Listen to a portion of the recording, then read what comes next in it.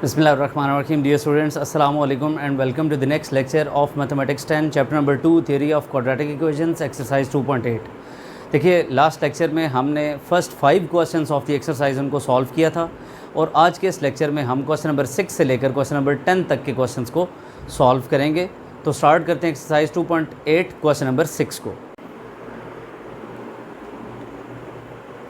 देखिए question number 6 में आपसे कहता है the sum of the squares of 2 digits of a positive integral number is 65 and the number is 9 times the sum of its digits, find the number. देखिए कि सबसे पहले तो उसने बात की कि ये नंबर 2 डिजिट नंबर होगा जिसे हमने फाइंड आउट करना है। मिसाल के तौर पर 2 डिजिट नंबर है 37। तो अब अगर आपसे पूछा जाए कि ये 3 और 7 एक दूसरे से क्या मल्टीप्लाई हो रहे हैं, तो आप कहेंगे नहीं, मल्टीप्लाई तो नहीं हो रहे, बिकॉज 3 7s आर तो 21 होते हैं। इट मीन्स ये 21 तो नहीं लिखा हुआ, ये 37 लिखा हुआ है। मीन्स कि 3 और 7 एक दूसरे से मल्टीप्लाई नहीं हो रहे और ना ही ये ऐड हो रहे हैं, ना सब्ट्रैक्ट हो रहे हैं, ना डिवाइड हो रहे हैं। ये 3 और 7 इस तरह से लिखे हुए हैं कि 7 यूनिट प्लेस पर है जबकि 3 टेंस प्लेस पर है, और ओवरऑल नंबर को लिखने का तरीका सम कर दिया जाता है नंबर को उसकी प्लेस के साथ मल्टीप्लाई करते हुए। यानी कोई नंबर यूनिट प्लेस पर है तो 1 से मल्टीप्लाई कर दें उस डिजिट को, कोई डिजिट अगर टेंस प्लेस पर है तो उसको 10 से मल्टीप्लाई कर दें। मिसाल के तौर पर ये नंबर होता 837। तो आप देख रहे हैं कि 8 जो है वो 100th प्लेस पर है, तो आप इसको 8 × 100 लिख कर ऐड कर देंगे। तो अब आप ये देखिए, तो ये 800 आ रहा है, ये 30 आ रहा है और ये 7 आ रहा है, तो 837 नंबर बन रहा है। तो अगर नंबर 2 डिजिट है तो इसका मतलब हुआ कि आपके पास ये केस आ रहा होगा। अब देखिए कि 7 × 1 7 और 3 × 10 30 और 30 + 7 37। तो अब अगर मैं कहता हूँ कि ये जो हमें रिक्वायर्ड 2 डिजिट नंबर है उसके 2 डिजिट्स अगर एक डिजिट x ले लिया जाए और एक डिजिट को y ले लिया जाए और नंबर को x y लिखा जाए, तो अब आप जानते हैं कि x और y तो एक दूसरे के साथ मल्टीप्लाई हो रहे हैं, जबकि इधर x और y एक दूसरे के साथ मल्टीप्लाई नहीं हो रहे। मीन्स कि 3 और 7 एक दूसरे के साथ मल्टीप्लाई नहीं हो रहे। यहाँ पर क्या आ रहा है कि 7 एट यूनिट प्लेस है जबकि 3 एट टेंस प्लेस है। तो आप इधर अगर 2 डिजिट नंबर को इस तरह से लिखना चाहते हैं तो ऐसा तो पॉसिबल ही नहीं है। आपको चाहिए कि आप लिखें कि y is at unit place, so y × 1 plus x is at tens place, so x × 10, यानी नंबर आपके पास 10x + y बनेगा। तो रिक्वायर्ड नंबर 10x + y को हमने फाइंड आउट करना है, जिसमें से जो 2 डिजिट्स हैं इंडिविजुअली वो एक डिजिट x है और एक डिजिट y है। तो अब अगर वो आपसे कहता है कि sum of the square of 2 digits, यानी इन 2 डिजिट्स का सम ऑफ स्क्वायर लें, इन 2 डिजिट्स का, तो वो कहता है कि ये 65 के इक्वल आएगा।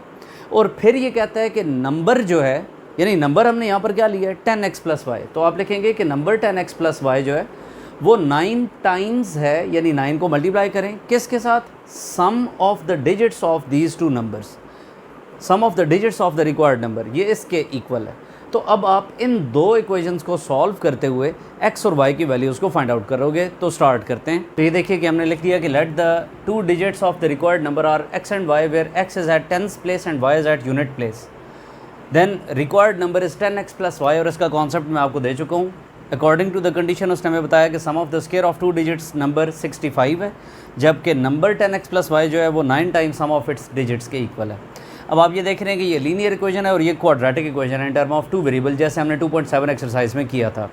तो अब आप इसको इक्वेशन को पहले लोगे, क्योंकि लीनियर इक्वेशन को पहले लिया जाता है और उसको क्वाड्रेटिक इक्वेशन में पुट करके और 2 सॉल्यूशंस फाइंड आउट करके बैक सब्स्टिट्यूशन की जाती है, जैसे हमने 2.7 में किया था। तो हम यहाँ से हमारी अपनी चॉइस है, हम y in terms of x या x in terms of y find out कर लेते हैं और उसको इसमें पुट करके और यहाँ से corresponding two values find out करके बैक सब्स्टिट्यूशन करते हैं। तो इधर से नंबर को फाइंड आउट करने की कोशिश करते हैं। तो स्टार्ट करते हैं। तो देखिए कि मैंने यही किया कि मैंने पहले सेकंड इक्वेशन को पिक किया जो लीनियर थी, 10x + y, ऐसे ही 9x + 9y। उसके बाद मैंने रीअरेंज कर दिया x वाले इक्वल की एक साइड पर और y वाले इक्वल की दूसरी साइड पर शिफ्ट करके x की वैल्यू 8y फाइंड आउट कर ली है। अब x की वैल्यू 8y को उठाकर क्वाड्रेटिक इक्वेशन में x की जगह पर पुट करें, तो आपने लिख दिया पुट x = 8y इन इक्वेशन नंबर 1। तो अब x की जगह पर 8y होल स्क्वायर आ रहा है और ये स्क्वायर 8 पर आने पर 64 और y पर आने पर y स्क्वायर आ जाएगा, 64y² + y स्क्वायर 65y²। अभी आप देख रहे हैं कि सिंगल वेरिएबल में रिड्यूस हो चुकी है, 65 इस तरफ आकर डिवाइड किया, y² = 1 आ रहा है और y की वैल्यू +-1 आ रही है, यानी इसके रूट लेने पर +-1 आएगा। अब y = -1 को इग्नोर कर देंगे, क्योंकि उसने हमें कहा कि नंबर जो है वो पॉजिटिव होना चाहिए। इसका मतलब है कि y की नेगेटिव वैल्यू को इग्नोर कर दिया जाएगा। अब y के पॉजिटिव वैल्यू को कंसिडर किया जाए तो आप लिखेंगे कि put y is equal to 1 in equation number 3, तो x की वैल्यू 8 इंटू 1 आ जाएगी, यानी 8 आ जाएगी। तो दो डिजिट्स जो हैं वो 8 और 1 है। तो नंबर क्या होगा? नंबर तो हमने लेट किया था 10x प्लस वाई, लिहाजा 10 की जगह 10, x की जगह पर 8 और y की जगह पर 1। तो 10 8s आर 80, 80 प्लस 1 81। तो आपके पास वो जो रिक्वायर्ड 2 डिजिट नंबर था वो ये 81 नंबर था। तो आई थिंक कि आपको ये क्वेश्चन का कॉन्सेप्ट क्लियर हो रहा है। एक इंतहाई इंपॉर्टेंट क्वेश्चन है, आपको अच्छी तरह से आप प्रैक्टिस करेंगे। मूव करते हैं क्वेश्चन नंबर 7 की जानिब। देखिए क्वेश्चन नंबर 7 में आपसे कहा जा रहा है the sum of the coordinates of a point is 9 and the sum of their squares is 45। देखिए आप पॉइंट के कोऑर्डिनेट्स को जानते हो कि अगर मिसाल के तौर पर ये 3 और ये 2 है तो पॉइंट के कोऑर्डिनेट 3 2 होंगे। तो जनरली किसी पॉइंट के कोऑर्डिनेट को हम एक्स वाई का नाम देते हैं, जिसमें से इसको एब्सिसा और इसको ऑर्डिनेट कहा जाता है। तो ये दो कोऑर्डिनेट्स ऑफ अ पॉइंट यानी एक्स और वाई को हमने फाइंड आउट करना है सच दैट कि जब सम लिया जाता है इन कोऑर्डिनेट्स का तो 9 आंसर आता है, और अगर सम ऑफ द स्क्वायर्स लिया जाता है तो आंसर 45 आता है। अब हम इस कंडीशन के मुताबिक इन इक्वेशंस को सॉल्व करेंगे और वैल्यू ऑफ एक्स और वाई को फाइंड आउट करेंगे। तो देखिए कि आपने लिख दिया let P X Y be the required point, जिसमें एक्स और Y coordinates of the point हैं। तो अब उसने हमें कहा sum of the coordinate of a point is 9, it means कि एक्स और वाई का सम 9 है, और sum of their squares is 45, यानी सम ऑफ द स्क्वायर लिया जाए तो आंसर 45 है। अब आप देख रहे हैं कि ये लीनियर इक्वेशन है और ये क्वाड्रेटिक इक्वेशन है। हम हमेशा लीनियर इक्वेशन को पहले लेंगे। हमने लीनियर इक्वेशन को लिया और x in terms of y find out करके इस इक्वेशन में पुट कर दिया। तो यहाँ पर पुट करने से ये जो दो वेरिएबल्स में इक्वेशन आ रही थी, अब आप देख रहे हैं कि ये एक वेरिएबल y में इक्वेशन आ रही है, जिसको हमने अरेंज करके स्टैंडर्ड क्वाड्रेटिक इक्वेशन में यहाँ पर बना दिया। अब आपने 2 को कॉमन ले लिया और 2 को डिवाइड करवा दिया ताकि ये सिंप्लीफाई हो जाए। तो अब आपके पास इस इक्वेशन को आपने ये फैक्टराइज करके y की वैल्यू 6 और y की वैल्यू 3 को फाइंड आउट किया। अब y की वैल्यू 6 के कॉरेस्पॉन्डिंग x की वैल्यू 3 हो जाएगी और y की वैल्यू 3 के कॉरेस्पॉन्डिंग x की वैल्यू 6 हो जाएगी जब हम इन इक्वेशंस में पुट करेंगे। तो जो पॉइंट के रिक्वायर्ड कोऑर्डिनेट्स हैं वो या तो 3 6 होंगे या फिर 6 3 होंगे, यानी x की जगह पर जब 3 आ रहा है तो y की जगह 6 आ रहा है, और जब x की जगह 6 आ रहा है तो y की जगह 3 आ रहा है। तो इस तरह से आपने पॉइंट के कोऑर्डिनेट्स लिख दिए। क्वेश्चन नंबर 8 पर आते हैं। Find the 2 integers whose sum is 9, यानी दो इंटीजर्स हैं, एक इंटीजर कोई x है, एक इंटीजर कोई y है। तो अब वो कहता है कि जब इन दोनों का सम लिया जाता है तो आंसर 9 आता है, और जब इनका सम ऑफ स्क्वायर लिया जाता है तो भी आंसर 9 ही आता है। बताइए ये दो इंटीजर्स कौन से हैं? तो हम इसको सॉल्व करते हैं। सॉरी, मैंने सम ऑफ स्क्वायर बना दिया था, उसने कहा difference of their squares is also 9। तो हमने देखिए कि लिखा let the integers be x and y according to the condition. उसने हमें कहा सम ऑफ द 2 डिजिट्स 9 होगा और डिफरेंस ऑफ देयर स्क्वायर्स भी 9 होगा। तो हमने लीनियर इक्वेशन को पहले लेना है, जिस तरह मैंने इससे प्रीवियस क्वेश्चंस में भी लिया। x की value in term of y find करें या y की value in term of x find करें, ये आपकी अपनी चॉइस होती है। मैंने x in term of y find out करके इस जगह पर पुट किया, तो ये सारी इक्वेशन y में रिड्यूस हो रही है, वाई स्क्वायर और वाई स्क्वायर कैंसिल हो रहे हैं। आपके पास रिजल्ट y इक्वल टू 4 आ रहा है। y इक्वल टू 4 को अगर आप इधर पुट करें तो कोरस्पॉन्डिंग वैल्यू ऑफ x 5 आ रही है। तो दो इंटीजर्स जो हमें चाहिए थे वो 4 और 5 हैं। तो आई थिंक कि आपको क्वेश्चन नंबर 8 भी क्लियर है। मूव करते हैं क्वेश्चन नंबर 9 और 10 की जानिब।